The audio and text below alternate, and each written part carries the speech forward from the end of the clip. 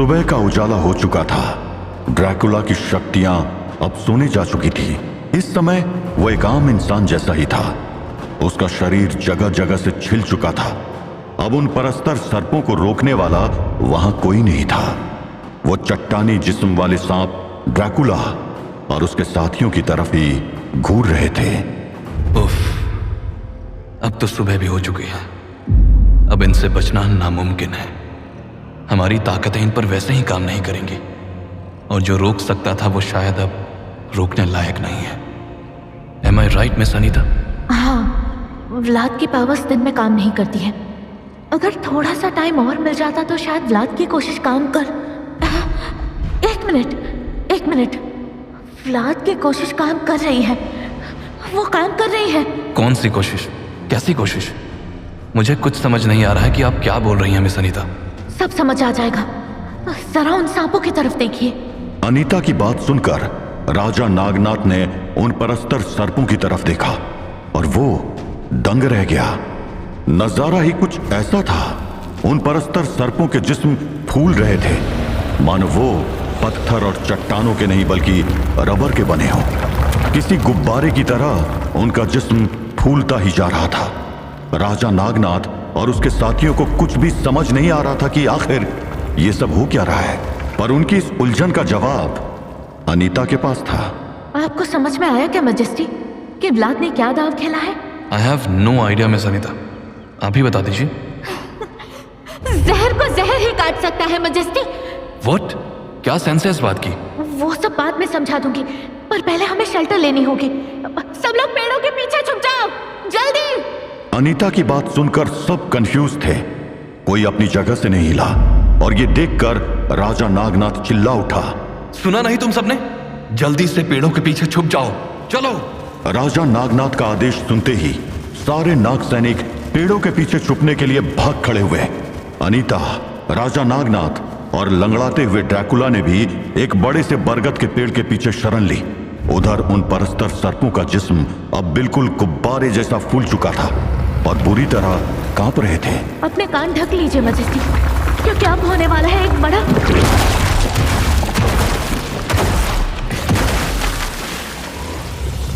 अनीता की बात खत्म करते ही वहां एक जोरदार धमाका हुआ और सारे के सारे परस्तर सर्पों के जिस्म गुब्बारे की तरफ फट गए।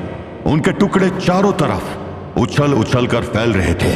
कुछ ही देर में वहां पर जगह जगह कंकड़ और पत्थरों के ढेर लगे थे, लेकिन राजा नागनाथ अभी थोड़ा डाउट में था। ये वापस तो नहीं जुड़ जाएंगे? नहीं महाराज, इस बार ये नहीं जुड़ेंगे। वेल, मेरी हाइपोथेसिस तो यही कहती है। हाइपोथेसिस? कैसी हाइपोथेसिस? जब व्लाद इनके बीच में जाकर खड़ा हो गया था, मुझे तभी समझ में आ गया था कि वो क्या करने वाला है। सी, ये बात एक फैक्ट है कि अगर कोई सांप अपने आप को ही काट ले तो उसका खुद का जहर उसको नुकसान पहुंचाता है और मार भी सकता है। व्लाद ने यही किया। ये सांप एक दूसरे पर अपना वार कर बैठे और इनके खुद के जहर ने एक दूसरे को मार दिया। मुझे नहीं लगता कि अब ये वापस आएंगे। राजा नागनाथ अनीता की एक्सप्लेनेशन सुनकर हैरान था। उसने इस तरह से कभी सोचा ही नहीं था। तभी वहां ड्रैकुला की आवाज गूंज उठी, इनका चैप्टर तो क्लोज हो गया, बस अब बलौर बाकी है, चलो।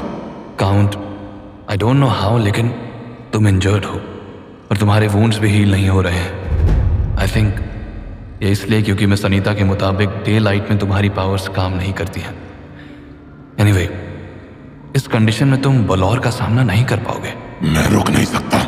ड्रैकुला बलौर का सामना करने के लिए तड़प रहा था। वो किसी की बात सुनने को तैयार नहीं था। रिलैक्स व्लाद, महाराज सही कह रहे हैं। हमें नहीं पता कि एनिमी कितना पावरफुल है।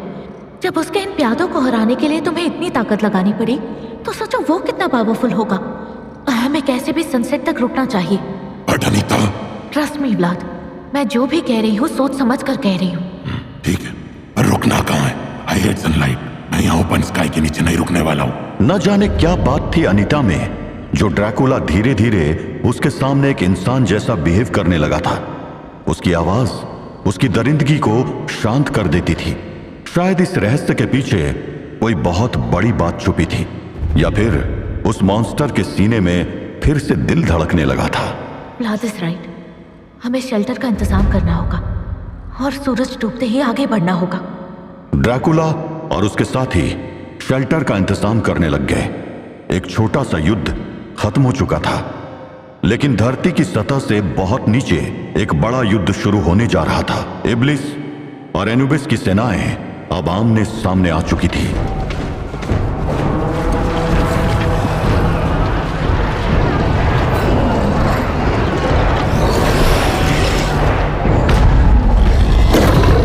इब्लिस की सेना द्वात के दरवाजे पर पहुंच चुकी थी।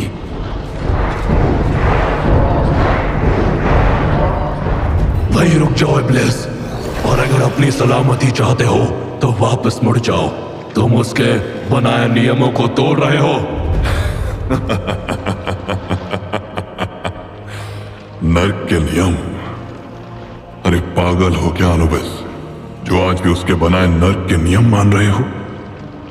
ये कलयुग है अनुबिस, यहां उसके नियम नहीं चलेंगे।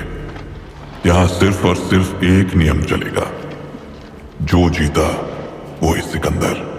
अभी भी वक्त है, हथियार डाल दो और मेरी गुलामी मंजूर कर लो। मैं तुम्हारे भाई से गुजारिश करूंगा कि तुम्हें जिंदा छोड़ दे। बेवाद को आजाद करने आए हो ना तुम? मैं भी देखता हूं कि उस गद्दार को तुम कैसे आजाद करवाते हो। शायद तुमने इतिहास नहीं पढ़ा है, तुमसे पहले भी बहुत से इब्लिस आए जिन्होंने दुआत पर गलत नजर डाली थी। उन सब का जो हाल हुआ वही तुम्हारा भी होगा, क्योंकि दुआत को जीतना तब तक असंभव है जब तक अनुबिस इसका पहरेदार है। और रही बात उसकी जिसके बनाए नियम तुम तोड़ने आए हो, तो याद रखो कि कलयुग का अंत करने में उसको सिर्फ एक क्षण लगेगा, क्योंकि मौत भी महाकाल से डरती है। तो तू ऐसे नहीं मानेगा, ठीक है? तो फिर जंग होकर रहेगी। पहले मैं तुझे मारूंगा, फिर तेरे भाई को आजाद करूंगा, और फिर उसकी बारी आएगी। अब इस कलयुग में सिर्फ एक बादशाह होगा जो पूरे नर्क के साथ साथ पूरे ब्रह्मांड पर राज करेगा, और वो होगा इब्लिस। हमला करो!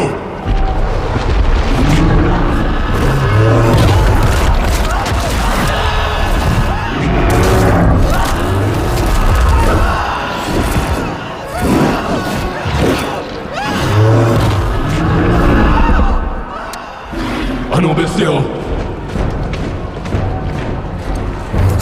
आगे बढ़ो और दिखा दो इन जहन्नुम के शैतानों को कि दुआत को जीतने का इनका ख्वाब कभी पूरा नहीं हो सकता। हमला करो! अनुबिस और इब्लिस की सेनाएं आपस में भिड़ चुकी थी।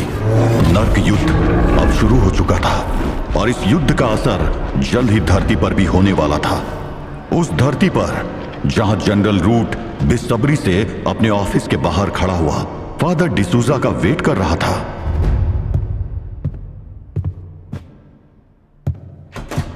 फादर! डगलस, तुम अभी तक यहीं पर है?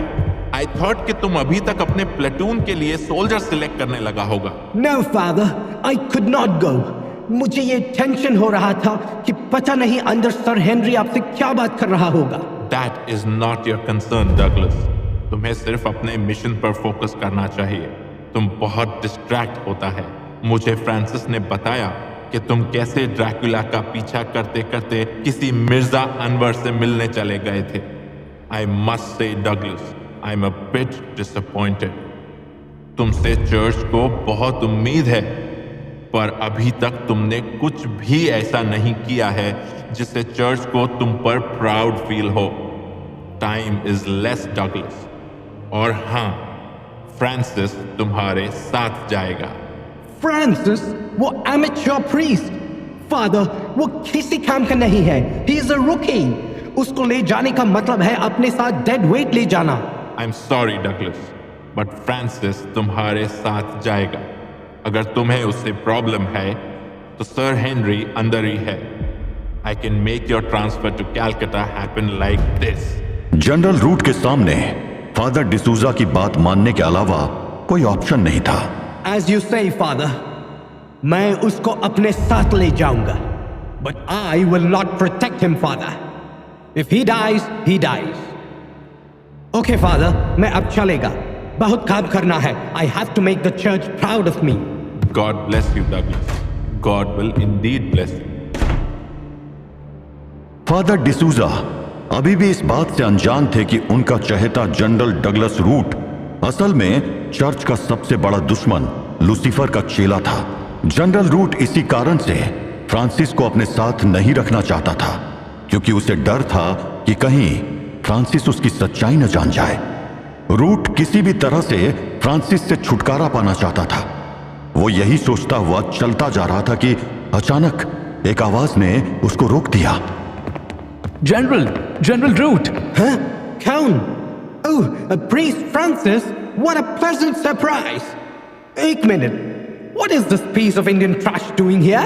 रूट की नजर फ्रांसिस के साथ खड़े ओमकार पर पड़ गई थी और उसके अंदर का रेसिस्ट भड़क गया था. लेकिन उसके सवाल का जवाब जो फ्रांसिस ने दिया वो सुनकर रूट अंदर तक जल गया. He is with me general. Omkara मेरा पर्सनल असिस्टेंट है. आई होप इससे आपको कोई प्रॉब्लम नहीं होगी. एनीवेज, फादर डिसूजा के स्ट्रिक्ट इंस्ट्रक्शंस है कि इस पॉइंट से आप मुझे अपने हर एक्शन और प्लानिंग का पार्ट बनाएंगे. So when are we moving? और कहां जा रहे हैं हम? जनरल रूट को अचानक से फ्रांसिस का ये रूप पसंद नहीं आ रहा था, मगर उसने अपने गुस्से को कंट्रोल करते हुए जवाब दिया. Soon, Priest Francis, soon. और हमारा अगला डेस्टिनेशन क्या होगा ये मैं कल बताएगा. But let me warn you, Francis. हम ड्रैकुला को हंट कर रहे हैं. I hope कि तुम अपने को प्रोटेक्ट करना जानता होगा. Because you never know death किधर से और कैसे स्ट्राइक करेगी.